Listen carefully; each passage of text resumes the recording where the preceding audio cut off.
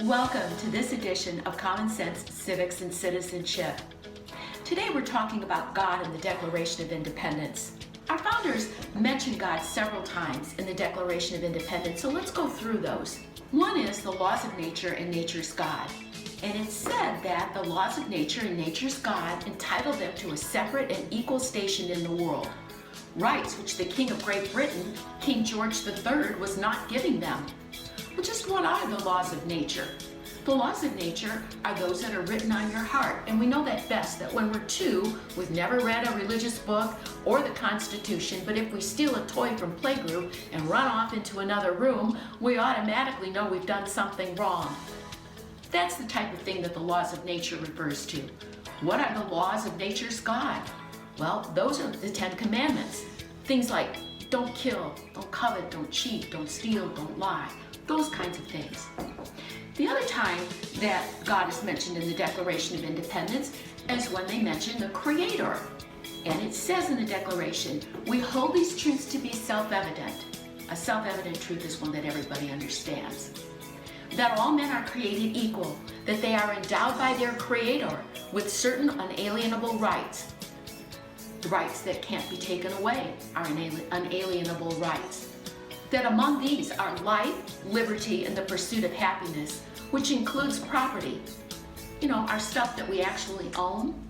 See, if your rights come from God, government can't take them away from you. The founders assert that our rights to life, liberty, and the pursuit of happiness are unalienable. They come from God and can't be taken away by government. Because if government can give you your rights, government can take your rights away. They go on to say in the Declaration that to secure these rights, governments are instituted among men, deriving their just powers from the consent of the governed. Our founders stated that the purpose of government is to secure our unalienable, God-given rights to life, liberty, and the pursuit of happiness, which includes your property. And they state that government derives its power from us. It's their job to secure, serve, protect, and defend us. And of course, we the people are the government and we serve in those positions. But it's government's job to make sure we have those rights. Another instance where God is mentioned in the Declaration is divine providence. The Declaration of Independence in its closing statement says, and for the support of this declaration, with a firm reliance on the protection of divine providence, and here divine providence refers to God, we mutually pledge to each other our lives, our fortunes, and our sacred honor. And with that firm reliance on God, and most of them gave their lives, their fortunes, but they kept their sacred honor.